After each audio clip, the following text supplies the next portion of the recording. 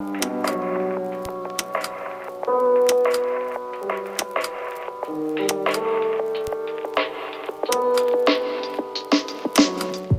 movie or series lit your fuse and made you have to tell stories on screen? Wow. What movie? That's a really tricky one. I couldn't narrow it down to one movie in particular. I mean, I loved films that had good stories. I was too young to be into cinematography or performances or anything like that. I just loved things that were about stories that I enjoyed, things like Back to the Future. For me, I just thought it was so cool how he could go back and meet his parents. Robin Hood, the original Disney Robin Hood, the little Fox and the Vixen, I thought that was amazing. Like, I used to love that. I remember singing the songs as a kid. Bugsy Malone, I remember sitting down with my dad and he showed us his boys that when we were kids. But I think the thing that made me fall in love with cinema, and when I say cinema, I mean the props department, the costume department, hair and makeup, performances, director, cinematography, stunts. And this makes me not sound like someone who loves arty films, but it has to be Harry Potter. I was the perfect age for when those films started coming out. And I remember every year queuing up to get the book or to queue up to go to the cinema to watch the film. And I remember being so blown away that people did this for a living. And the behind the scenes of those films was always so entertaining and so interesting to watch. So that for me was a moment of like, wow, that is such an incredible world. But at that time was absolutely a world I didn't think I would ever exist in. So it didn't necessarily make me want to be there, but I was always in awe of it. So I think Harry Potter for me would absolutely be the stepping stone in which I fell in love with cinema. Funnily, when we were shooting Spider-Man 2, we shot at Leavesden Studios, which is where they shot all of the Harry Potter films. And they have an amazing attraction there, which is like it's like a set. It's basically like you walk around a film set and they have all the props and cameras and all the stuff that they used to use to make the films. And I got so emotional walking through it because it was such a huge part of my childhood that had only ever existed on the screen, on a page, or in my head, was now suddenly in front of me and was tangible. It was right there. And I was blown away. And I owe a lot to those films because they brought me so much joy and happiness throughout the years. So I'd have to say Harry Potter. It's interesting. People ask me all the time, they ask me this question, what was it that made you want to be an actor? And truth be told is I never wanted to be an actor. It's not something I ever wanted to do, but just purely because it didn't seem like a viable option for me. I was lucky enough to be cast as Billy Elliot in the West End through years of auditioning and training and doing ballet. And for me, at that point in my life, it wasn't about being an actor. It was just about, this would be really cool if I could do this show. And I was lucky enough to get the part. I did the show for 2 years. And when I sort of graduated from that show, my parents were like, do you want to get an agent? And I was sort of like, yeah, sure. If someone wants to sign me, then yeah, I'll get an agent. But I think I probably should go back to school. And then I got an agent and I went for my first audition. My first audition was for this film called The Impossible. I was lucky enough to get that role. And it wasn't until I was working with Naomi Watts day in and day out, and we were doing really difficult stuff, that I thought, well, maybe this is what I was supposed to do. Maybe like, this is what the world's been trying to tell me, is that I should be an actor. Like, I've been trying to push this away for so long, but it seems like it keeps finding me again. And this relationship I had with Naomi was so wonderful and so like a sort of mother-son. She was like the master and she was teaching me every day. I thought for the first time, I really thought like, wow, maybe I should try and do this for a living. And then I never looked back and I just sort of kept going. On your way up, what movie or series did you watch that was so good it made you question if you could ever rise to that level? Wow, that's a really interesting question. I mean, there's so many. There's so many films I look at and I wonder, how on earth did you do that? You know, Jamie Foxx in Ray is incredible. DiCaprio in basically everything that he does is incredible. But the thing for me that I've watched, and I still think to this day, is one of the trickiest performances I've ever seen, is Edward Norton in Primal Fear. And the way that he switches between the two characters is incredible. It's absolutely incredible. And he is flawless in that movie. So for me, that is a role that I would like to one day try to obtain. I'm not sure that I am capable. I have a job that I'm working on at the moment that's been very, very early stages of development, which explores a similar sort of concept. And I sat down the other day to watch Primal Fear before I sort of agreed to the job, because I wanted to see if it was still as good as I remembered, and it was better, because now I know so much more about the business and about the process of being an actor. But it just made me really excited. When I signed on to Cherry, I was terrified at the idea of playing that character. For me, it was the subject matter. It was the workload. It was the losing the weight. It was the maintaining that really difficult emotional sort of journey that this person was going to go on. I just didn't think I could do it. I knew I could do it for a scene. I knew that, like, if I really push myself, I'll be able to get there for one scene. But I didn't know whether I could do it for 100 days in a row. So it just took a lot of preparation, and I was very lucky to have a team of people with me who were fantastic and supported me throughout the entire process. And also having the Russos in my corner.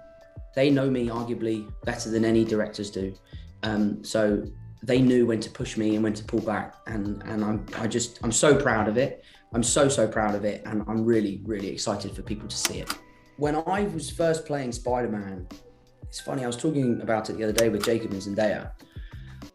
I was a child, but I was an absolute child. And I was so excited and caught up in the idea that I was playing my childhood superhero that nerves weren't a part of it. They were squashed by the excitement of playing this character.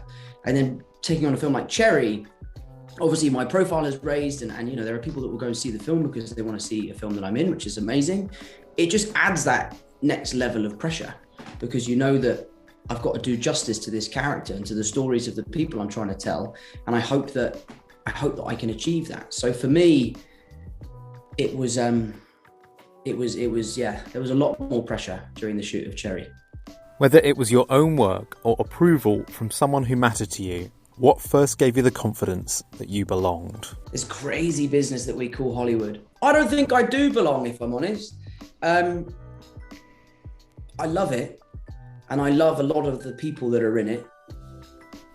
But I'm still just a lad from London who loves to play golf, and I make movies every now and then. You know, I don't know. It's a weird thing. There are moments that I had a moment the other day where I was doing a scene on Spider-Man 3 with an actor, and it was really bad.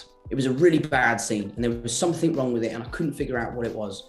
And I went away and I sat down, I had a pen, and I started tearing the script apart. I was writing. And then all of a sudden it hit me, and I was like, maybe that's what the scene should be about. So I went back to the director, I pitched him my idea, and he went, that's it. Right, let's sit down and rewrite this. So we sat down, we rewrote it with the other actor, and we're working. And it worked, and it made the scene that much better. And it was that moment where I sort of was like, this is exactly what I was born to do, was to do this, was to act, was to tell stories, was to work in the film industry, was to be a part of this really collaborative process with other people. But to me, that isn't Hollywood. That isn't the industry. That is a different thing. So I think I belong on set. I belong with the camera operators and the focus puller and the boom op and the chippies who are there making the sets. I love the grind. I love the way people work really hard. I love that the people that are on set have their own individual skill sets, and you take that person out of the equation and the entire building comes falling down. I love that, you know, everyone on set is there for the same reason. They're there for the same goal. And I love the sort of solidarity. I love the friendships and the relationships that I've made throughout the years. And that for me is what makes this business so special. And that is the version of the business that I definitely feel like I belong to. What was the biggest obstacle you overcame that allowed you to turn the projects that influenced you into your own language? I think it's probably figuring out what I want in life.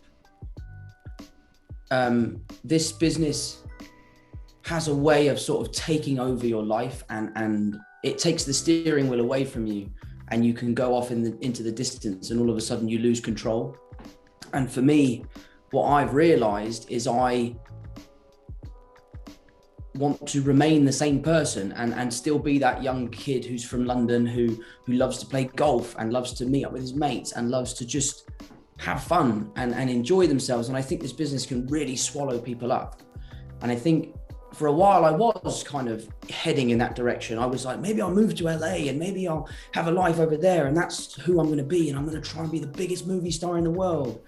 And now I've completely changed tune, and it's about, I want to make films that I'm really passionate about, and I want to work with people that I really look up to and admire. I want to learn from people, and I've sort of lost the aspirations of being a famous person and sort of gained these new goals of just being a creative person who likes to work with people. And I think for me, it's been a massive turning point, because it's meant that I can enjoy my work in the present rather than thinking about the future of what does this film do for me? Does this film make me, am I going to win an Oscar for this role? Or is this film going to make $1 billion? It's more just about, I'm here now making a film. I love these people I'm working with, and I just want to have a good time. And at the end of the day, we'll hopefully make a great film. But if we don't, we don't. And I think for me, figuring out that has meant that the future of my life looks much brighter. Regardless of how much money you make or how many followers you have on Instagram, my future me that I can see now looks way happier than he did 2 years ago. And for me, that's a great thing to have figured out. I think one silver lining from this pandemic for me is that it was the first time I'd sort of taken a break from work for years. I've just been working non-stop, and I've been so lucky to be doing so, but I sort of lost sight on what it meant to be at home and enjoy time with your family. So I think I've learned that taking a break is as important as taking a good job. So I've become very selective and choosy as to what I want to do next. And I look forward to finding the next job and finding the next project where I can, transform or become someone else, or make another Spider-Man movie or something like that. It could be anything. But for me, it's more about me now than it is about my career. And I feel really great that that's the case. What keeps you optimistic that this industry will be able to rebound? I'm optimistic about a world without COVID. I'm optimistic about a world rebuilding itself, people coming out of this horrendously dark tunnel that we've been in for so long. I hope that people will be able to find the silver linings and move forward. And I know it's been so difficult for some people, and I realize I have been so unbelievably lucky during this pandemic. I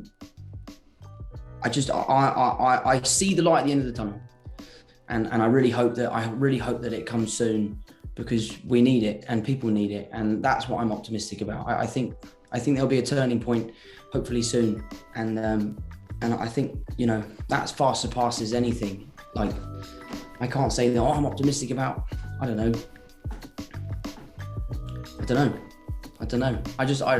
That's what I'd hope to see.